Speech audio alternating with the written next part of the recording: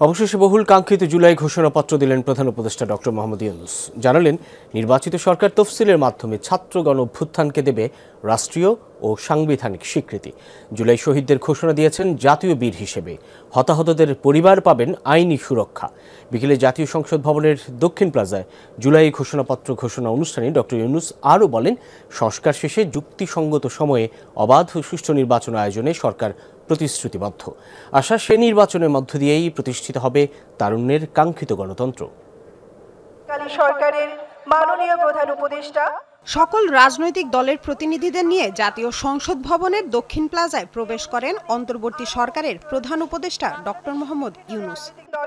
শীর্ষস্থানীয় নেতৃবৃন্দ জাতীয় সঙ্গীতের মাধ্যমে শুরু হয় জুলাই ঘোষণাপত্রের অনুষ্ঠান। প্রামাণ্য চিত্রে শহীদ মাহমুদুর রহমান সৈকতের পরিবারের গল্পে যেন তুলে ধরা হয় হাজারো শহীদের কথা। এরপর বহুল প্রতীক্ষিত জুলাই ঘোষণাপত্র পাঠ শুরু করেন অন্তর্বর্তী সরকার প্রধান। জাতির যে গুরুত্বপূর্ণ দায়িত্ব পালন করতে আমরা এসেছি। ডক্টর ইউনূস ঘোষণাপত্রের ২৮টি পয়েন্ট জনগণের সামনে উপস্থাপন করেন। আল্লাহর রহমত নিয়ে আমি এই ঘোষণাপত্র পাঠ করব। অন্তর্বর্তী সরকার প্রধান বলেন, ৭২-এর সংবিধানের দুর্বলতার কারণে বিগত সরকার জন আকাঙ্ক্ষা পূরণে ব্যর্থ হয়েছিল। ১৯৭২ সালের সংবিধান প্রণয়ন পদ্ধতি এর কাঠামোগত দুর্বলতা ও অপপ্রয়োগের ফলে স্বাধীনতা পরবর্তী আওয়ামী লীগ সরকার মুক্তিযুদ্ধের জন আকাঙ্ক্ষা পূরণে ব্যর্থ হয়েছিল এবং গণতন্ত্র ও রাষ্ট্রীয় প্রতিষ্ঠানগুলোর কার্যকারিতা ক্ষুণ্ণ করেছিল। ঘোষণাপত্রে বলা হয়, দেশি বিদেশি চক্রান্তে সরকার পরিবর্তনের গণতান্ত্রিক প্রক্রিয়া ব্যাহত হওয়ায় এসেছিল একাগারো। ষড়যন্ত্রমূলক ব্যবস্থায় শেখ হাসিনার একচ্ছত্র ক্ষমতা, আধিপত্য ও ফ্যাসিবাদের পথ সুগম করা হয়। প্রায় ১৫.৫ বছরের শাসনামলে হাসিনা সরকার চালিয়েছে দুঃশাসন, গুম, খুন আর আইন বহির্ভূত হত্যাকাণ্ড।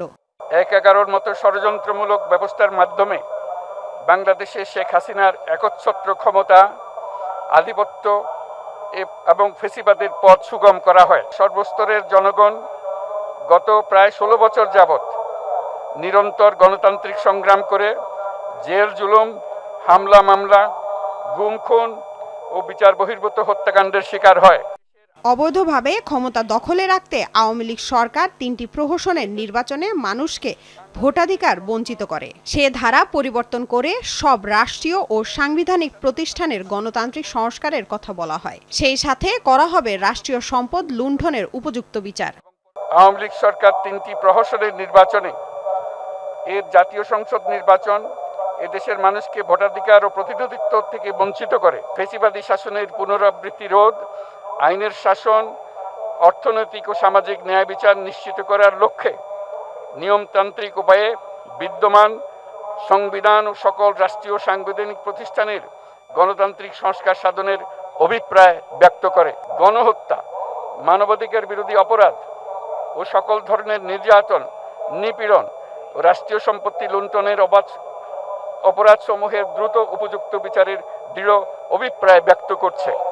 জুলাই গণ অভ্যুত্থানে সকল শহীদদের জাতীয় বীর হিসেবে ঘোষণা করে তাদের পরিবার, আহত যোদ্ধা ও আন্দোলনকারীদের আইনি সুরক্ষা দেওয়ার প্রত্যয় ব্যক্ত করা হয় ঘোষণাপত্রে। জুলাই জনগণের সকল শহীদদের জাতীয় বীর হিসেবে ঘোষণা করে শহীদদের পরিবার, আহত যোদ্ধা এবং আন্দোলনকারী ছাত্র জনতাকে প্রয়োজনীয় সকল আইনি সুরক্ষা দেওয়ার অভিপ্রায় ব্যক্ত করেছে। ছাত্র গণ অভ্যুত্থানের ২০২৪-এর উপযুক্ত রাষ্ট্রীয় সাংবিধানিক স্বীকৃতি প্রদান করা হবে এবং পরবর্তী নির্বাচনে নির্বাচিত সরকারের সংস্কারকৃত সংবিধানের তফসিলে এই ঘোষণাপত্র সন্নিবেশিত করা হবে। নির্বাচন ইস্যুতে বলা হয়, যুক্তিসঙ্গত সময়ে সুষ্ঠু ও নিরপেক্ষ ভোটের ব্যবস্থা করা হবে। বাংলাদেশের জনগণ যুক্তিসঙ্গত সময়ে আয়োজিতব্য অবাধ ও সুষ্ঠু ও নিরপেক্ষ একটি নির্বাচনের মাধ্যমে গঠিত জাতীয় সংসদে প্রতিশ্রুত প্রয়োজনীয় সাংবিধানিক সংস্কারের মাধ্যমে গণতান্ত্রিক রাষ্ট্র ব্যবস্থা প্রতিষ্ঠার অভিপ্রায় ব্যক্ত করেছে। লামিয়া তিথি, যমুনা নিউজ, ঢাকা।